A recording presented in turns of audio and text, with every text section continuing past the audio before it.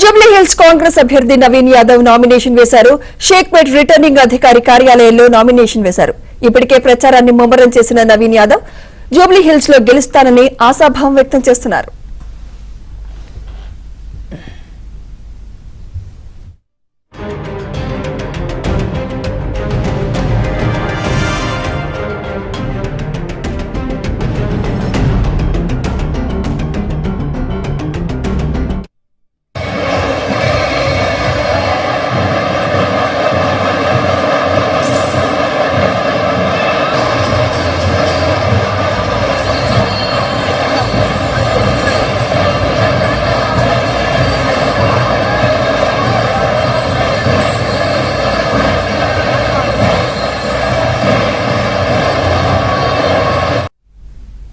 ఇదే అంశంపై మరింత సమాచారం మా ప్రతినిధి నుమాన్ అందిస్తారు. నుమాన్, జూబ్లీ హిల్స్ కాంగ్రెస్ అభ్యర్థి నవీన్ యాదవ్ నామినేషన్ వేసినట్టు తెలుస్తోంది.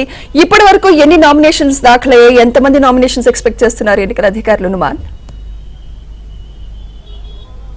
సుమిత్ర, జూబ్లీ హిల్స్ కాంగ్రెస్ అభ్యర్థిగా నవీన్ యాదవ్ నామినేషన్ దాఖలు చేశారు. ప్రస్తుతం ఒక సెట్ నామినేషన్ దాఖలు పూర్తయింది. ఇక రెండో సెట్ కార్యక్రమం ఎంఐఎం అధినేత అసదుద్దీన్ ఓవైసీ దగ్గరుండి రెండో సెట్ నామినేషన్ దాఖలు చేయనున్నారు. కాసేపట్లో అసదుద్దీన్ ఓవైసీ కూడా ఏదైతే ఈ నామినేషన్ కార్యక్రమంలో పాల్గొనున్నారు. సో ఇప్పటివరకు చూసుకుంటే మాత్రం పూర్తిగా 52 నామినేషన్లు అనేవి దాఖలైనట్లు ఎన్నికల అధికారులు చెప్తున్నారు. సో రేపటి వరకు మాత్రం ఈ నామినేషన్ల సంఖ్య మరింత పెరిగేటటువంటి అవకాశం అయితే ఉందని చెప్పవచ్చు. సో ఇప్పటికి మాత్రం ఒక సెట్ నామినేషన్ దాఖలు చేశారు. సో ఈ కార్యక్రమంలో పొన్నం ప్రభాకర్, మంత్రి వివేక్, మేయర్ గద్వాల విజయలక్ష్మి, రాజ్యసభ సభ్యుడు అనిల్ కుమార్ యాదవ్, దాంతోపాటు chairman, corporation chairman Faheem Qureshi కూడా కార్యక్రమంలో పాల్గొన్నారు. సో రెండో సెట్ కు సంబంధించినటువంటి నామినేషన్ దాఖలు కార్యక్రమంలో మాత్రం ఎంఐఎం అధినేత అసదుద్దీన్ ఓవైసీ దగ్గరుండి రెండో సెట్ నామినేషన్ కార్యక్రమంలో పాల్గొనున్నారు. సో ఎంఐఎం కాంగ్రెస్ పార్టీకి మద్దతు ఇస్తున్నట్లు ఈ సందర్భంగా కాసేపట్లో పూర్తిగా ఏదైతే వెల్లడించనున్నారు. సో ఈ ప్రచార కార్యక్రమంలో ఎంఐఎం కూడా దగ్గరుండి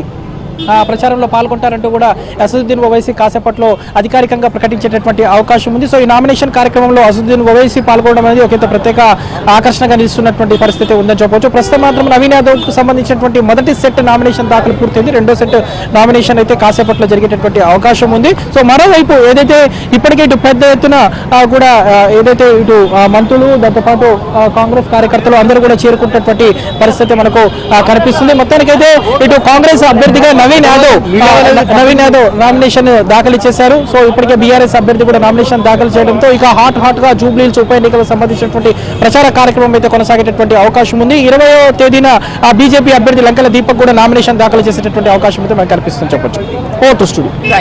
థ్యాంక్ యూ నుమాన్.